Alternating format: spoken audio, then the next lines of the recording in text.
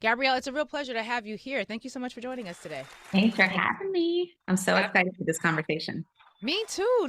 Because a lot of things were happening in 2020, and not all of those things are still happening now in 2024. So, talk to us about the Highland Project and what was happening specifically in 2020 that caused you to birth this particular vision. Yeah. I love this question because I'm first going to go inwards on it. I am a daughter of two public school educators back in my hometown of Baltimore, Okay, and they people. raised me in an environment that focused on actualizing my Black brilliance as a Mm, girl. And so that's why I went into education systems because I believed that that was the top way to create multi-generational wealth and opportunity. mm, And in 2020, I think we really began to see that fall apart, right? We saw a spotlight on if we are not well, and right, more specifically, if we are not well as Black women, right.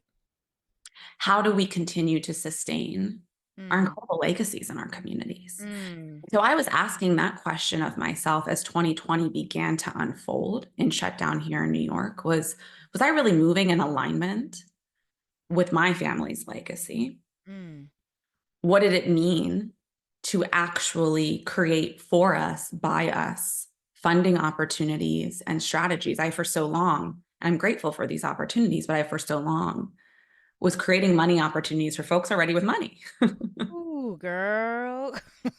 And so, Yes. what did it mean to move in alignment, right? And then, yes, the devastation of 2020 Yeah. said, I had to say to myself, I'm at a fork in the road. Mm, Will I trust that if I step out, I think in a bold way, to yeah. say we deserve to be invested in as Black women, and Mm, so do our communities, and it has to look different. that's right. Will folks have my back? And I learned that quite quickly, that this community of Black women in particular had my back. And so we launched in 2020 really with this vision of what did it mean to sustain change with a strong hunch based on our lived experiences that if Black women leaders are well, Mm, if we're sustained as humans, period, instead of invested in as frankly short-term mules to right. move short-term wins, Right, right.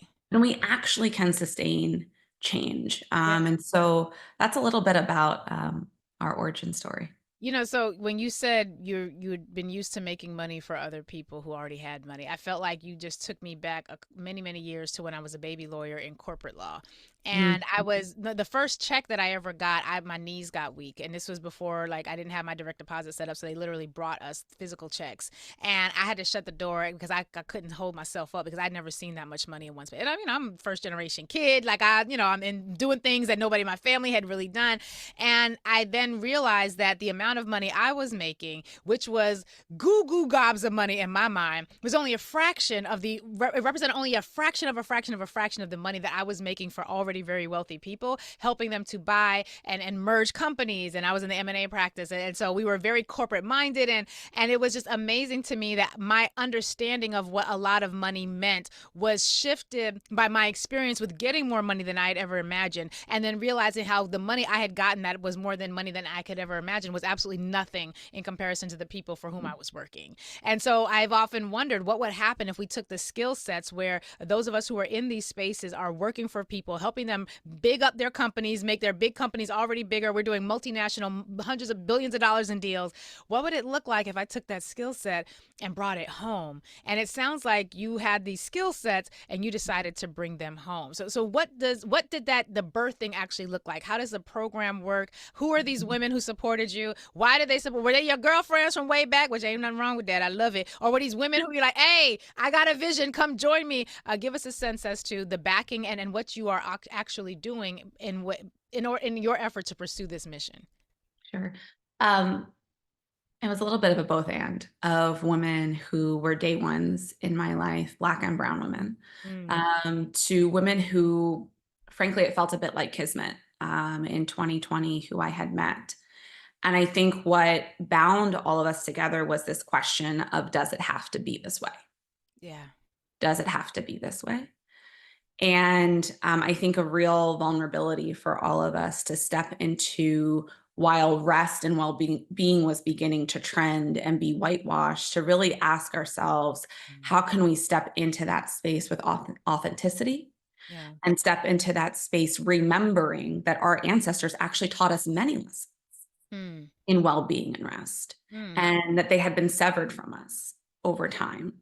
Yeah. And so the women who come to my mind in my life is my best friend Katuska, Shauna Wells, who really is a legacy mastermind for Black women leaders, who said to myself, if you're going to lead this work, you have to ask yourself, does your calendar and bank account reflect everything that you're beginning Come to write on. on paper of your Come vision? on. Yeah. Come How do on. you reckon with that Yeah. personally? A Do whole your lot of life tables coaches represent out there who a whole need a lot of life life, coach. right? Whole lot of financial gurus out there who need a loan. So Right. yeah. Yeah. That's right. So it really, I think was that reckoning. It's Octavia Faith Rahim, who is our chief daydreaming and rest officer now at the Highland Project, who Mm. took me on a journey of what would be my own rest practices, what would be my own embodiment of being a leader with restful courage at the table. So at the Highland Project, we're in our first act. We're almost at the end of our first 5-year plan, which is focused on deeply investing in 75 Black women leaders across generations and sectors, all who are redefining wealth through the lens of structural change in Wow. education, economic empowerment, well-being, and democracy. So you And said you're already investing. This isn't something that's you're right. hoping to raise money to one day be able to invest. You are currently actively investing in 75 Black women who are leading this work. Am I understanding you correctly? You are correct. We've raised $12 Mm. million plus since 2020. We've invested $4.5 million in direct, flexible, charitable capital to expand the legacy Wow. vision of this coalition. We've invested in 45 leaders. We're about to invest in the next 15.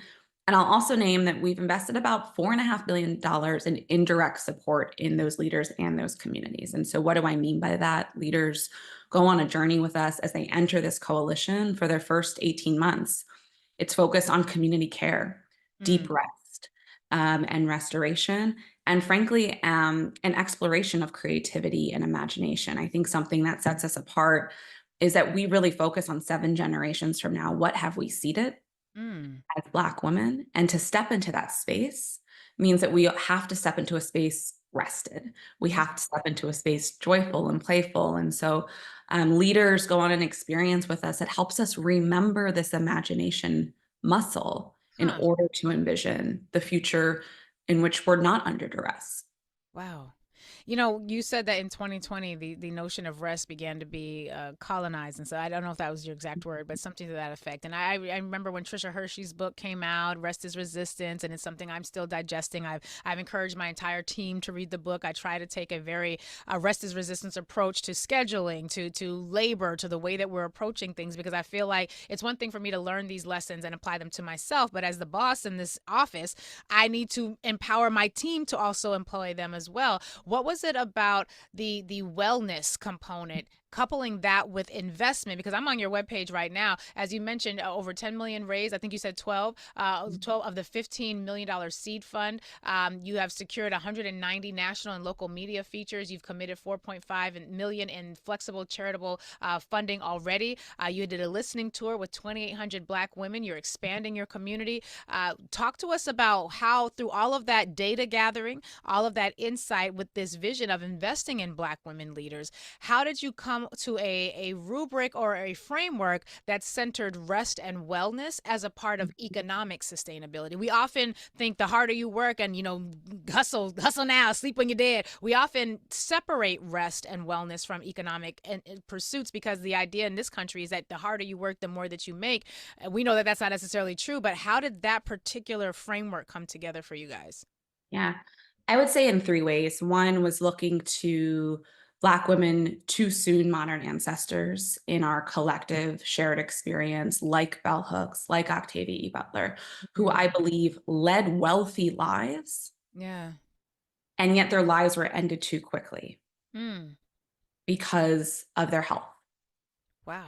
I held that in contrast to my 102-year-old grandmother, who is alive and well back home in Baltimore, who Wow. also led a wealthy life. She is not a millionaire, but she has now seen her grands, her great grands. Mm.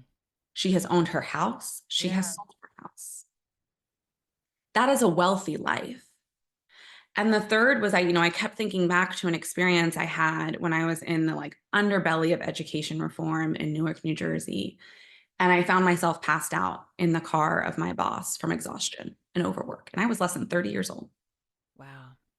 And I said, this is not sustaining change. Right. And frankly, this is just not the life I want to live. This is not a Right. wealthy life for Gabrielle. And so those three like snapshots or vignettes are really what um for me illuminated the possibility of Highland. Because now when I look back at the 2,800 Black women voters that we've listened to since 2020, I think what they're actually saying to us is that we're no longer choosing as Black women between freedom and the status quo. We're naming we need a well-being economy. We Mm. need a well-being democracy Mm.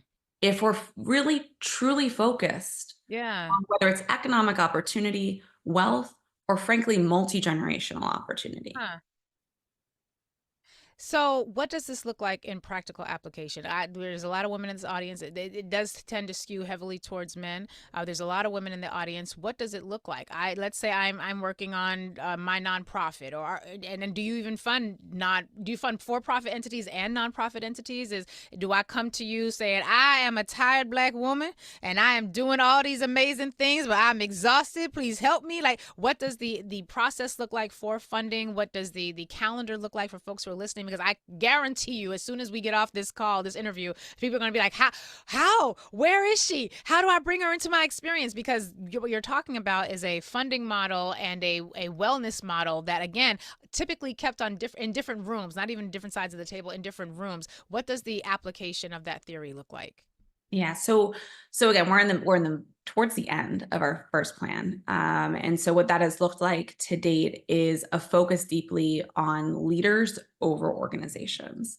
At Mm. Highland, what we know to be true is that you and I are going to hold different roles at different organizations over time. Our question is how do we bind a group together by Mm. a set of shared values and experiences deeply rooted in thinking long term. And Yeah. so we don't actually look at folks' organizations when they come to meet us. We're Huh. actually asking, what is their vision for multi-generational change? What's the evidence of that? Frankly, where have they failed and learned? Wow. How are they embedding that for the generations to come? And where are they on this sustainability journey without judgment, right? So And so you're what that funding has the woman. You're not funding the company. correct. Damn. That's dope. Okay, I don't know why it took me a second to get it, but so you're literally investing in the woman herself, not her 501(c)(3), not her. Huh. Okay, so keep going. Sorry, Yeah, I just had a we're little. right. So Yes, we are I had some investing in synapses her that just vision. fired, so I just had some connections made. So I just okay. Yes. All right. Go ahead. We're all good. We're investing in her vision. And so to date, that's looked like a nomination process with leaders and organizations across the country in those four sectors that I named. We do skew, I think by nature of focusing on structural change towards nonprofit and government leaders, but there have been leaders who currently are in the for-profit sector who have been nominated. Mm. Leaders go on a journey with us from their application from the beginning. They don't meet us in an information session, they meet us in a daydreaming and rest session. And we do that for two reasons. One, everyone deserves rest, right? And so, how do we offer that gift? We offer that gift because we know at the moment we do not have enough capital raised to meet the demand that exists. Mm. And we do that because we believe that to step into this space of answering this question of 7 generations from now, what have you seeded? Rest is the key to creativity. Rest is the key to imagination. And so we believe it supports leaders into our application, which is a vision board of their vision 7 generations from now. Not the work they're doing at their current organization, but Mm. a retrospective, right, and a prospective of what could be true for Huh. them, not just as a leader, as we think about that professionally, but as a woman, as a human. Wow. And through that process, we interview, we reference check, we select. And so we're not currently in an active cycle. We anticipate being in the next active cycle next year. And so, for the best way for folks to follow us on our journey as we adapt, as we expand, is to follow us on Instagram at Lead Highland or on our website, thehighlandproject.org. And the last thing I'll say is, we really are at the beginning of an inflection point of an organization. We use the word coalition. We are building a coalition. And so this year we began to support some of the allies of Black women in our communities. And I anticipate that in the future, you're going to see us do more work, not only to bring allies in, but go deeper in the areas or geographies where there's a concentration of Highland leaders already, to bring the Highland way to more Black women and young girls. Mm. So, what does the typical funding amount look like? Is this something, and what is it able to be used for? Sure. So every cohort of leaders, there is $1.5 million that's guaranteed raised for the community, which means that leaders are guaranteed $100,000 in flexible charitable capital. Wow. What we've seen to be A true, hundred thousand um, US American dollars? that's correct. Girl. Child, y'all better write that website down. I'm saying she ain't in a funding cycle right now, but y'all better be at the highlandproject.org. And what's the term that the women have to actually spend down the funds that once they've been invested in? Sure. So we leaders begin to design their capital halfway through their time with us. So I think it's important for folks to know we are not being pitched on ideas. We're not being pitched on businesses. We're being, frankly, dream keepers to the legacies Huh. of Black women. And through the experience, as they experience rest, as they experience the muscle memory of imagination, they then design their capital. And what that has looked like is we see a lot of folks choose to design, not surprisingly, actually, capital together, centering collectivism. We've seen leaders choose to give money to leaders not even part of the Highland Project, Hmm. who are expanding their visions. Rhonda Broussard, who was an inaugural Highland leader, invested her capital in Nicole and Lewis's leadership at Generation Hope so that she would expand her nonprofit into Rhonda's backyard. Rhonda said, it's not aligned with my legacy to be a CEO of yet another thing, especially when Gabrielle's like, rest, rest, rest, right? That Yeah. will lead to burnout. But who is an incredible Black woman leader that I see who was Mm. more than deserving, who was more than earned investment? We see Janice Tennant, also an inaugural leader, gave half of her capital to a fellow cohort mate and half of her capital to a cohort mate in one that would follow her. And so I name that because I think there's something, oh, not to sound out there or woo woo, I think there's something magical happening here. Mm. We can do a little woo woo. Removing crabs in the barrel, right? Yes. We're No, so used to. we can do some woo woo. This is a woo woo friendly space. So we're very political. We're very partisan, depending on what the issue is. But we can be very woo woo. So we hold space for that. You were talking about the fact that your goal is to empower these women, empower their allies in ways that we can see this ripple effect of multi generational wealth creation and change in our communities. And then you gave us some examples of people that you've already invested in, who then took their investment of $100,000 and then paid it forward by investing in other people, either in their cohort or in the cohorts to come. Give us a sense as to how these sorts of investments broadly allow those in whom the investments have been planted to then do the work of multi-generational wealth. I mean, could they just keep it all to themselves if they wanted to? Are you even seeing that is something that folks are desiring to do? Give us a sense as to how that work plays out. Yeah. I think what's has bound all of the investments that have been designed to date is one, a focus on catalyzing equal representation of Mhm. marginalized communities. The second is around narrative change. You and I both know that research, policy, and narratives are creating the rules That's of right. wealth. They are creating the rules of opportunity. That's And right. then we've seen a deep focus on our health being our wealth, right? Like at Highland, we think about wealthy as well hyphen the. And so those are the three, I think pillars, frankly, that are emerging of, frankly, an agenda for this group of, at the moment, 45 Black women leaders and their allies. We've seen leaders design capital to go further. Think about Mary Pat Hector, who is one of our youngest leaders, Georgia. She lost by like less than 10 votes when she ran for Atlanta City Council right at the gate as soon as she was old enough to. And she designed an investment around an organization called Equity for All. All of the capital went to that, and that was focused, the 501c3 nonpartisan, on how do we really invest in Gen Z organizers? How do we ask the question, does it have to be this way? Mm. That they have to burn out and put their bodies on the line between age 10 and 21, but instead, can we have mental health resources embedded in the model of equity for all? And so you saw Mary Pat use our capital to attract other dollars. You saw her use that capital to invest in the mental health and well-being of Gen Z organizers and more. And so I think that's where you see us doing something different here. It's to say, what isn't being deemed as worthy by Mm. the system of philanthropy, by venture capital, all the forms of capital that exist?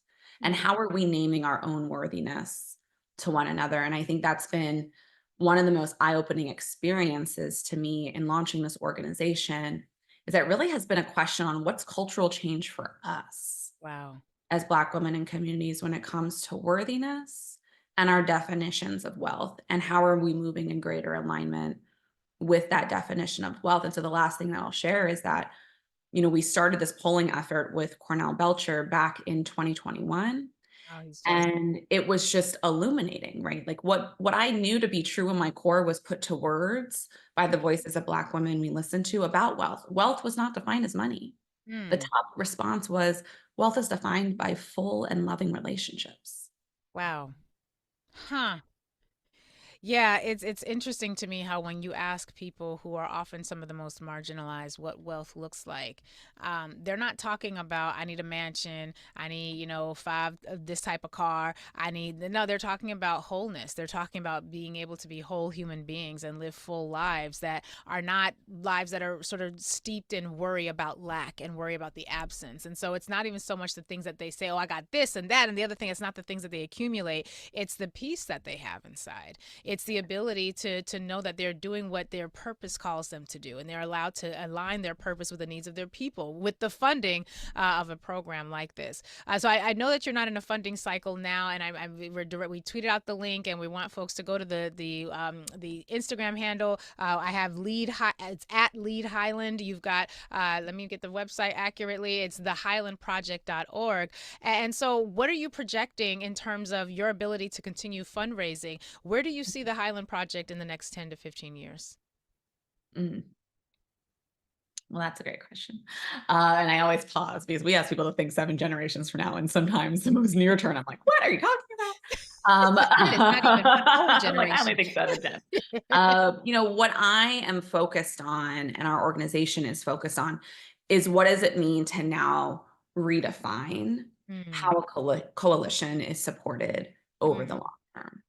And so what you're going to see us do, one, is continue to center Black women and invest in visions of Black women that are inclusive and equitable, and not only improve our prosperity in Black communities, but continue to improve the prosperity of the nation. mm, What you're going to see from us is a deepening of our supports to this coalition in a way that you should feel touched if you are in a sector or a geography where coalition members live, mm, work, and dream. You should feel literally touched by our work and by the Highland Way in the years to come. mm, What you should see is increased strategic action. What our polling, particularly of this year heading into this election cycle, said was that we have an inclusive vision for multi-generational opportunity. And to mm. your point of how we started this conversation, it goes well beyond electoral politics. Yeah. We need champions, allies, co-conspirators, and more across all sectors to realize this vision for all. Mm, And I hope what you see is more action and alignment around that. And the last thing I'll share is that I think the through line will be that you are observing folks who are in our world to be embodying holding rest and sustainability as not an afterthought or something that happens at burnout. wow. And I think you will see them holding, we can have individualistic desires, but ultimately we're continuing a legacy of collectivism Mm, being really our focus, mm, that creating opportunities for the generations to come. being something we don't take lightly and invest our time and capital against. That is absolutely beautiful. This is sort of the visioning that, this is the type of visioning process that I want to see more of, because quite frankly, the current models, they don't work for us. They often produce people who are just as harried and just as stressed out. We just got a grant, and now I'm like, oh, okay, this grant's going to take us to such and such a time, and I got to go hustle and get some more money to do this, and I want to hire them, but I got to sustain that, and it doesn't. The current models don't allow for the realization of so many of the things that you're talking about. But the things that you're talking about are the things that we absolutely need in order to be healthy and well communities. So I'm excited for you. I'm excited for these women who are part of this cohort, and I'm excited for not just the next 15 years, but the next seven generations to see how it is that you all are going to show up in some dynamic ways. And kudos to your 102-year-old grandmother, reminding all of us about what real wealth actually looks like. Thank you so much for being with us today. Just one last time, give us your website and the best way for folks to connect with you via socials. Perfect. First, I'm going to thank you for your legacy in Thank you. creating new narratives for Black Mm, women and communities. So thank you. And you can follow us at Lead Highland on Instagram and the highlandproject.org on the interwebs.